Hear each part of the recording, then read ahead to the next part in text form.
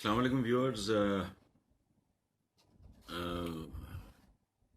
دوست آپ پھر یہ پوچھ رہے ہیں کہ میں نے پھر سے عمران خان اور گورنمنٹ پہ تنقید شروع کر دی ہے.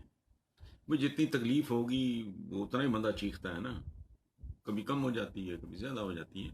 سوال یہ ہے کہ جی کہ پھر سے عمران خان اور گورنمنٹ کو کرٹیسائز کرنا شروع کر دیا ہے، اور ساتھ ہی ایک انہوں نے پخ لگائی ہے دوستوں نے کہ پہلے بھی آپ تنقید کرتے تھے لیکن اچانک خاموش ہو گئے.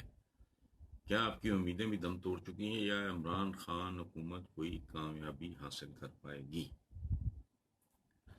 پہلی بات تو یہ میں اچانک خاموش نہیں ہوا. سچی بات یہ اچانک خاموش کرنے والا تو یہاں کس نے کرنا ہے. میں نے پیپلز پارٹی کے لیے 2-3 دفعہ جیل کاٹی. ضیاء الحق کے زمانے میں اتنا سنگ دل، اتنا صفاق ڈکٹیٹر تھا باقاعدہ. تو ہمیں تو وہ ہماری صحت پہ فرق نہیں پڑا. تو یہ تو بیچارے بیچتے ہی کچھ نہیں ہے. اچھا، اب رہ گئی امیدیں دم توڑ چکی ہیں. کیا حکومت کامیابی حاصل کر پائے گی؟ ہاں، میں اگر محنت کروں گا تو کامیابی حاصل کر پاؤں گا. اگر میری اسٹریٹجی ٹھیک ہوگی، اگر میں اپنی عقل اپلائی کروں گا، اگر میری حکمت عملی میں جان ہوگی، اگر میری منصوبہ بندی درست ہوگی، اگر میرا اپنے ہی منصوبوں پہ عمل درآمد کرنا ہے، ان کو ایکسیکیوٹ کرنا ہے، امپلیمنٹ کرنا درست ہوگا تو کامیاب ہوگی. یہ کوئی ایشو نہیں ہے. میں آپ کو ایک چھوٹی سی بات بتاتا ہوں. یہ حکایتوں میں بڑی وزڈم ہوتی ہے، بڑی دانائی ہوتی ہے کہ ایک گاؤں میں ایک بزرگ بیٹھا تھا، 80 سال کا بوڑھا، کسی برگد کے پیڑ کے نیچے. تو کوئی بندہ آیا اچانک، اس نے کہا بابا جی میں فلاں پنڈ جانا تھا، کدھروں رستہ ہے؟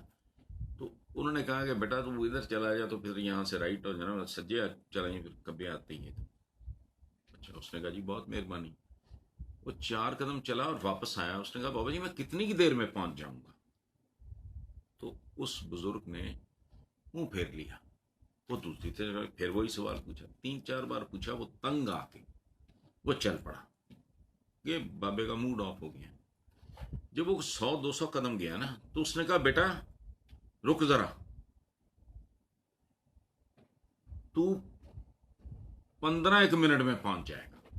وہ واپس آ گیا. اس نے کہا بابا جی میں نے 3-4 دفعہ یہ سوال پوچھا، آپ نے منہ ہی موڑ لیا. تو ان بزرگوں نے کہا کہ بیٹا پہلے مجھے تیری رفتار کا اندازہ نہیں تھا. تو 200-400 قدم چلا ہے تو مجھے تیری سپیڈ کی سمجھ آ گئی ہے. تو اس سپیڈ کے ساتھ تو اتنی دیر میں پہنچ جائے. اس سے پہلے تو مجھے پتہ ہی نہیں تھا. یہ ہے وزڈم کی، دانائی کی، حکمت کی بات. سو کامیاب ہوں گے نہیں ہوں گے، اب تک کے لچھن، چالے، اپروچ وہ تو بالکل ہی نہیں.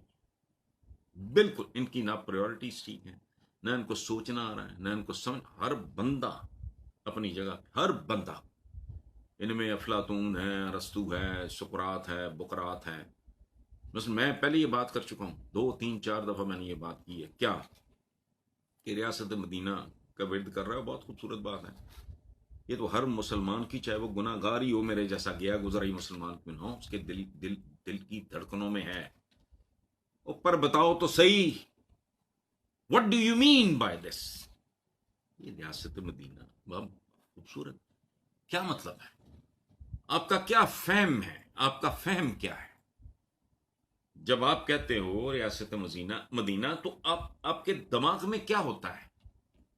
اور ہاؤ ڈو یو ڈیفائن ہے کیا؟ لوگوں کو سمجھاؤ نا، بتاؤ نا. آپ بھولے جا رہے ہو، بھولے جا رہے ہو. سو یہ بنیادی طور پہ جنگلات لگائیں گے فلانا، بہت خوبصورت ہے بھائی جنگلات. اور میں تو بیسمنٹ میں پودے لگائے ہوئے ہیں، اوپن ٹو سکائی ایریاز چھوڑ کے بیسمنٹ میں پرندے، فاختائیں، کبوتر رکھے ہوئے ہیں. میں تو ایسا آدمی ہوں، بیلی پر والے گھر میں مرے، چڑیا گھر پورے کا پورا. ٹھیک ہے، تو جنگل مجھے بھی پسند ہے، لیکن پریورٹیز. بچوں کو ٹی وی اچھا لگتا ہے. ایک بھوکا باپ، بھوک سے بلکتے بچوں، یا جن کے نام فی کی، اسکول فی کی عدم ادائیگی کی وجہ سے اسکول سے خارج ہو چکے ہوں، ان کے لیے لے آئے، جا کے ٹی وی خرید لائے. تو ٹی وی برا نہیں ہے، پریورٹیز آپ کی وہ جینون نہیں ہے. آپ کے بچوں کی امیجیٹ ضرورت ہے اسکول فی، آپ کی امیجیٹ ریکوائرمنٹ ہے اپنے بزرگ بوڑھے والدین کا علاج، ٹی وی نہیں. سو جنگلات فلانا ادھر ادھر بہکا دیا، 5,000 قسم کے اہداف دے دیے ایک ایسے ملک کو جو ٹوٹلی کنفیوزڈ ہے، جس کو پتہ ہی نہیں. اب میں اتنے مہینوں سے میں مسلسل چیخ رہا ہوں کہ اخلاقیات اقتصادیات نہیں، اس سے بڑا بحران ہمارا اخلاقیات کا ہے. دوسرا میں کہہ رہا ہوں کہ اب 15 سال کا روڈ میپ لاؤ. اس ملک کے ان پڑھ بھی ہو نا، جو بندہ ڈورا ہوتا ہے نا سن نہیں سکتا، اس کو بھی روٹی کی پٹ پٹ سنائی دے جاتی ہے بھوکا ہو تو. سو کچھ باتیں ہیں جو نالائق ترین جاہل ترین بندے کی بھی سمجھ میں آ جاتی ہیں. یہ فلسفے نہیں ہے. 15 سال کا روڈ میپ بتاؤ، کچھ نہیں ہونا، یہاں سے شروع کرو. یہ کہتے ہیں کہ لوگ ڈیمورلائز ہو جائیں گے، ہونے دو، پہلے نہیں ہوئے. سچ بتاؤ، سچ بتاؤ. کہو کہ نہیں ہم وہاں پہنچ گئے جہاں اب یہ سال 2-4 سال کا کیس نہیں ہے، اس لیے یہ 15 سال کا پلان ہے. پہلے 5 سال کا بریک اپ کچھ یوں ہے، پہلا سال یوں، دوسرا، تیسرا، چوتھا، اس کو ری وزٹ کرتے جائیں، اس کو امپروو کرتے جائیں، اس کو بہتر کرتے جائیں. اب سیانے لوگوں سے مشورے کریں گے وہ سارا تو صورتحال بہتر ہو جائے گی. ورنہ آج میں کہہ رہا ہوں کہ 15 سال کا روڈ میپ درکار ہے اس ملک کو. کتنے مہینوں سے چیخ رہا ہوں. اور ساتھ یہ فٹ نوٹ ہے، یاد رکھیں، جو نوجوان بچے ہمارے وہ یاد رکھیں، اگر یہ نہیں ہوتا تو کل کوئی حسن نثار بیٹھ کے ماتم کر رہا ہوگا کس بات پہ کہ اب 50 سال کا روڈ میپ چاہیے. سو یہ تنقید اور تعریف دیکھو یہ فلکچویٹ کر رہا ہے. ہمارے یہاں نا بجلی کا تو ویسے کہتا ہے ماشاء اللہ، یہ تو نون لیگ کے زمانے سے بھی آگے نکل گئے ہیں.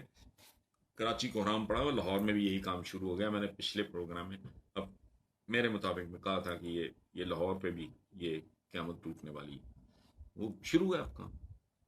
وہ بھائی جب بجلی جائے گی آپ کہو گے بجلی چلی گئی، جب آئے گی تو کہو آ گئی. یہ جو ہے کبھی تنقید کبھی ہاں. اچانک اچونک نہیں میں چپ ہوا تھا، مجھے ایک دلیل دی گئی تھی، اور میں بہت زیادہ بے وقوف نہیں ہوں، تھوڑا بہت ہوگا. دلیل مجھے یہ دی گئی تھی کہ یار ابھی تو جمعہ 8 دن ہوئے، ان کو تقریباً 1 سال ہوا ہے، تو آپ نے ڈانگ اٹھا لی ہے. تو ڈر گیا میں کس بات سے؟ جب یہ دلیل دی گئی کہ اس کا سارا ایڈوانٹیج نون لیگ کو، پیپلز پارٹی کو یا ان لوگوں کو ملے گا جنہوں نے ملک کو یہاں تک پہنچایا ہے، تو بولتی بند ہو گئی، میں چپ ہو گیا. دلیل میں جان ہے. اچھا اب بھی ظاہر ہے وہ ان کو 5 سال تو نہیں ہو گئے. میری وری یہ ہے، میرا کنسرن یہ ہے کہ ان کا ابھی بھی مجھے نا کوئی ڈائریکشن سمجھ نہیں آ رہی. سو یہ ہے آپ کے بہت خوبصورت مکمل بھرپور سوالوں کا ادھورا سا اور سادہ سا جواب. فیڈ بیک دیں اور اپنے ناموں کے ساتھ، اپنے شہروں کے ساتھ، تاکہ پھر کمیونیکیٹ کرنے کا بھی مزہ آئے. Thank you very much.